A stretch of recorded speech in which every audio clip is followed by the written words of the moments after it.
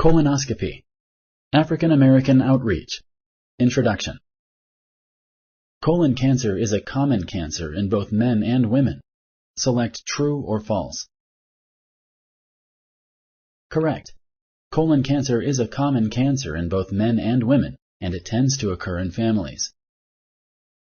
During a colonoscopy, your healthcare provider may remove tissue samples for a pathologist to examine under a microscope. Select true or false. Correct. Tissue samples may be taken and examined by a pathologist to determine whether they have evidence of certain diseases. It may take a few days for the results to be available. A colonoscopy is a very safe procedure. Select true or false. Correct. It is a very safe procedure. Bleeding, infection, and perforation are possible but extremely rare. Excessive bleeding from the rectum is normal after a colonoscopy. Select true or false. Correct.